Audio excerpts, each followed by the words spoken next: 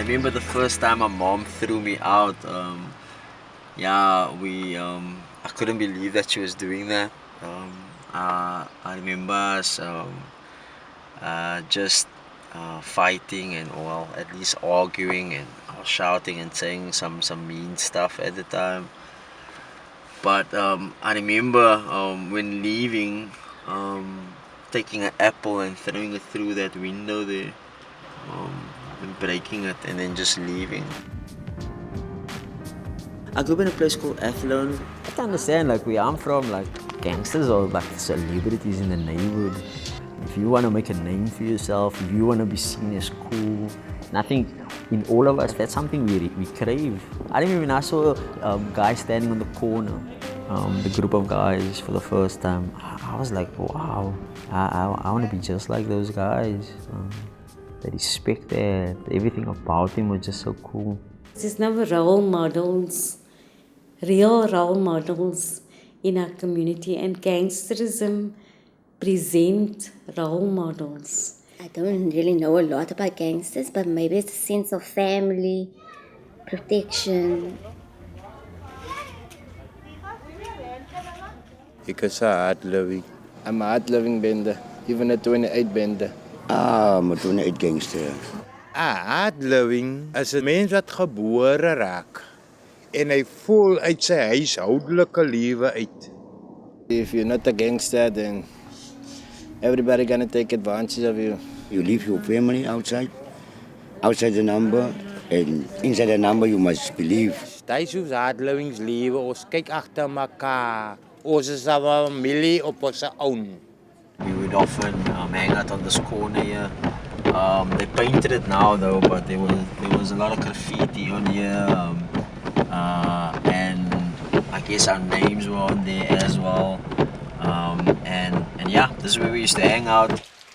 Being on the street and hanging out with his friends, you just live according to a different code. Like one of the things we would say was, I break my mother's heart to please my friends. Family comes first. And these guys were family. Before my mom, before my sister.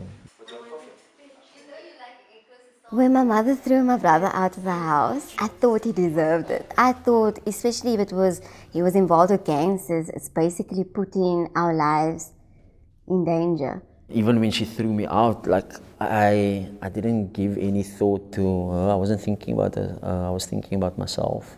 He would come around to the house and he would tell me, I hate you. You are an ugly person. That's why my father left you. So he would say hurtful things like that.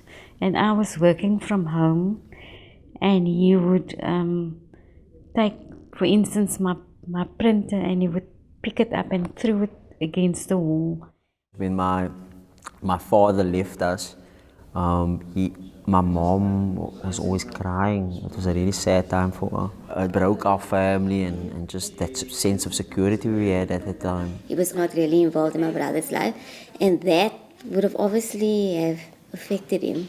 The anger was against his father and not really me. It was just because of me being the only one there.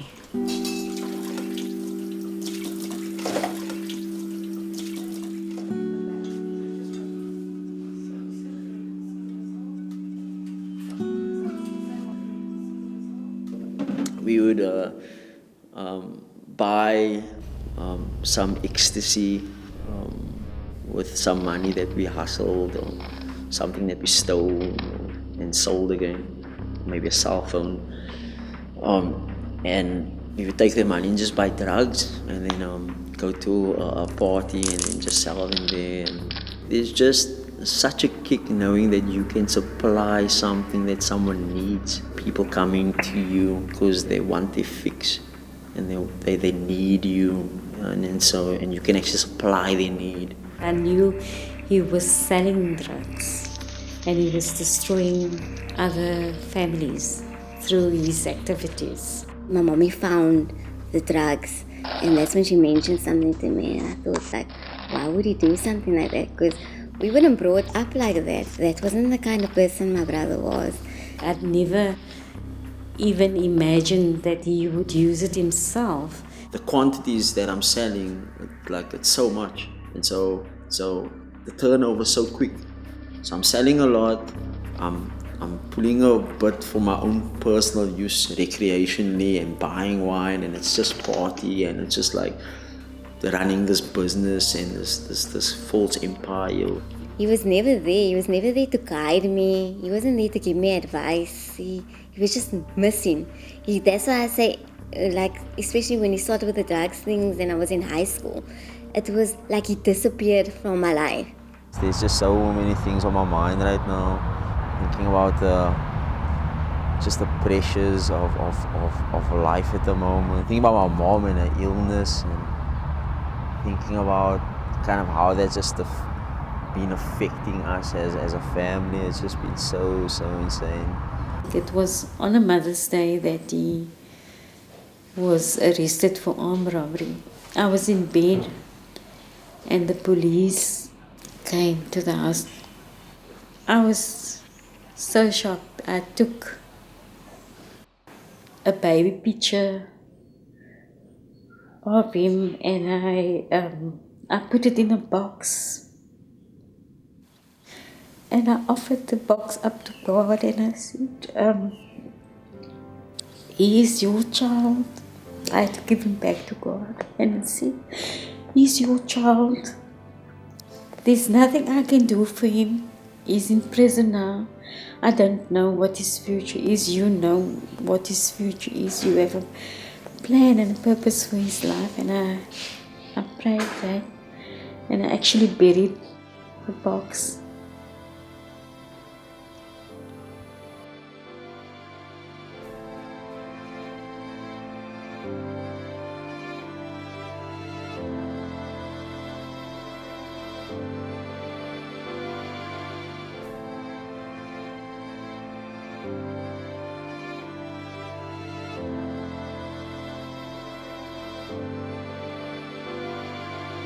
If you someone growing up on the Cape Flats, you know something of Paulsmoor. Everybody,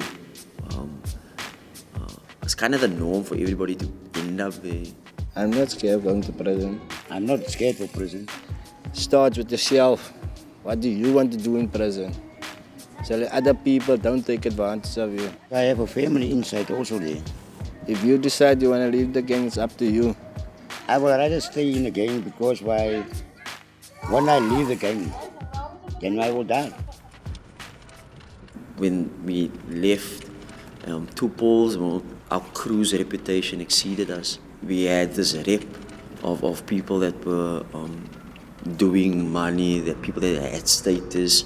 One of the gang members from the 26ers on one section in Paulsmoor, they paid money for us to actually be on their section. Coming inside, these guys were like, okay, we need these guys with us. These guys we can use as a vehicle to get drugs inside. And so we were kind of granted like the safe passage to the 26ers. 4 of the clique said yes, 2 of us said no, including myself. Not saying no to them, meaning that we don't want that.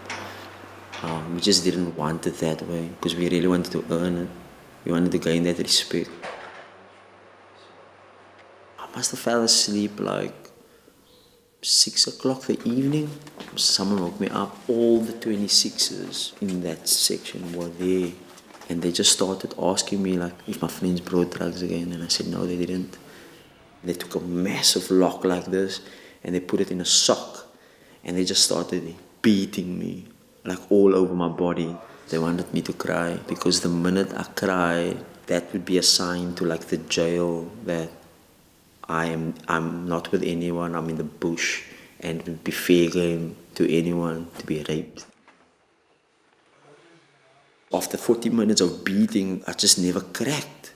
Everything literally changed from that moment because then I knew like nobody would touch me. I knew I didn't even need this number anymore. You know, you can't cry in jail, but I saw this broken person. No mother wants to see a kid in prison.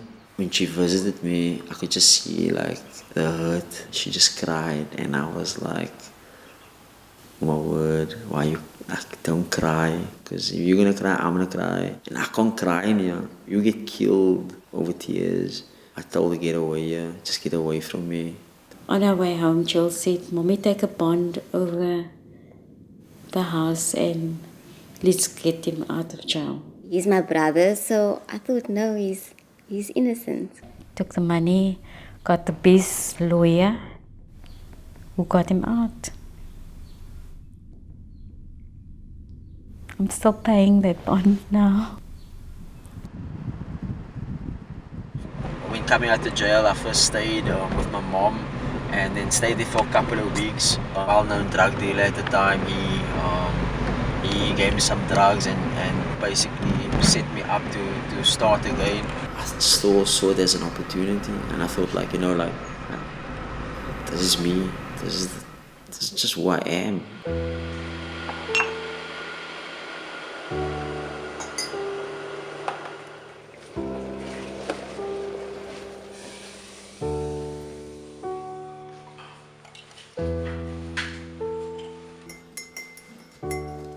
I didn't know where he was staying or what he was doing. He would walk in the area and see me and call me and wave at me, but I didn't look at him.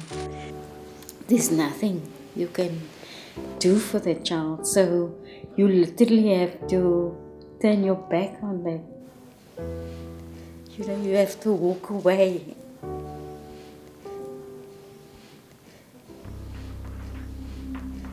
I never started off as an addict. I started dealing. There was just like loads of crystal meth. It's just so accessible. You can't stop it affecting your mind though. It still affects your mind. And so I think that's ultimately where we are lost out at the end though. I always knew that he was using drugs, it's just that I haven't really accepted the fact. I would need someone to phone for drugs at night for me to have a place to sleep. If nobody phones, I have nowhere to go, like literally. This was the last place I was at. I remember standing in this house, rehearsing my speech, thinking about what I was going to say to my mom. I remember in this place as well, being at another little crossroads as well, because I knew I could stay at this place and try to make a comeback in terms of building an empire again, or I could go back to my mom. I decided to go there though, and to ask her for a place to stay, but in my mind I always thought that she was going to say no. I kind of practiced my line, because drug addicts are master manipulators, and so like you gotta get the face just right. I knock on the door, mom opens, and I'm like, Mommy, can you give me a place to stay? But at that point, I have no idea it's Mother's Day. He's got nothing to his name. He's like a beggar on the street. And I just tell myself I'm not going through this again. That same night, my mom sent me an SMS and she said, if you want a place to stay, you can sleep in my car in the yard. And I was like, yeah, I'm going to take that opportunity. I'm going to go sleep in the car. Got in the car, it was this old, broken down, like Honda Ballard. It was cold and we having warm meals and sleeping in a nice, comfortable bed. And I knew what uncomfort there would be in the car. In that car, I was sitting there and I was thinking, wow, there's absolutely no for me. I thought about my life. I thought about all the dreams I had growing up. I had this ambition. I had this dream. I thought to myself, man, I'm sitting in the car right now. I'm an addict. In that moment and thinking that there's no hope though, something in me said, Jesus saves. Jesus saves. And I'm thinking in that moment, dude, are you so high on tick that you're thinking about Jesus? And that's when I realized that I've been running away my whole life from God, and I needed Him. And God changed everything. He took that desire for drugs, He took it totally away. I can't explain it, but it happened.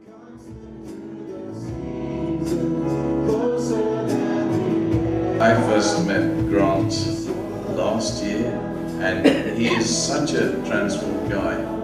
I imagine the softest hearted bug, you know what I mean? Because he is such a lovely guy.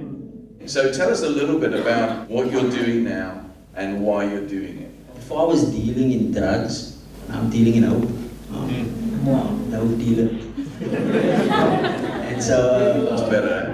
And so, yeah, a group of us, a team of us from Jubilee, Jubileites, we've moved into to Salt River, tough community, and yeah, we really just want to display the love of God, but also just share the love of God. We didn't believe him. We were like, really?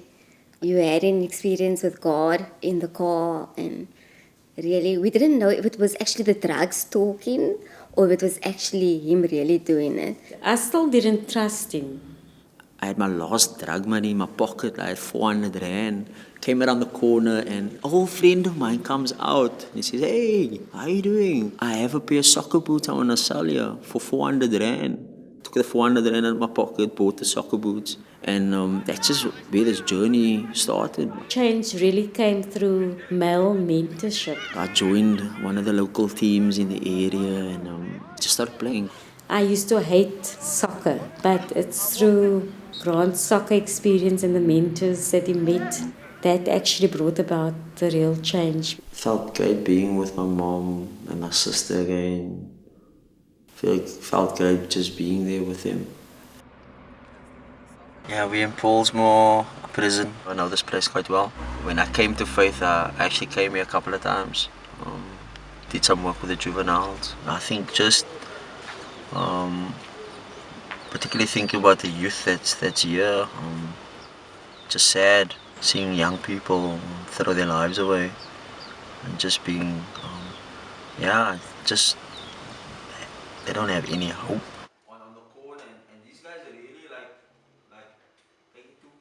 I have like kind of mixed emotions about everything right now, because I know that when they left this room, like they have to face the gangs, they have to face the challenges. Like one of the guys, they asked the question, was I even in the uniform that they were wearing? And it just struck me because I was thinking like, man, I'm supposed to be in that uniform right now, pretending to be brave, but absolutely scared out of my mind. I was just like them.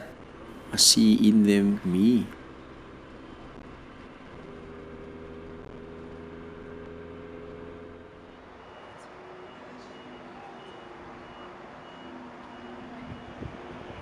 Make me a snoot. Come on. A black one. If you start now and you make for next year. Actually, no, how long it takes to make a start like that? Less than 2 hours. And a groentje. I was making mistakes. You can start production now. start production now. It was very cold. We were in a ward of 6 people in the ward, and the doctor just announced you have stage 4 cancer. We really bonded as a family, coming to terms with the cancer fact. It was quite nice for me because after Grant's rehabilitation, we never really talked. But in that first 2 weeks, we were just talking about the past, and I would have like a pain maybe in my stomach, and he would lay his hands on the pain and pray. And that brought a lot of comfort. When I found out my mom's gonna die, or she has like this disease, and like it just smashed me. It just became so real. Like, wow, like I'm actually gonna lose my mom. You can't help but just replay your life. Just everything kind of just flashing at that moment. What I put her through in the past. I think sometimes when when someone's always there, you just assume that they're gonna be there all the time. You kind of don't appreciate them that much. But I think looking back and just looking back at like everything, just her life and just everything she's done, I was like, oh my word, like I just seen her worth. The chemo destroys my nervous system, so I have to drink this 3 times a day. This is an antibiotic for my nose because the chemo also gives me bleeding nose. This antibiotic is to help to increase the white blood cells.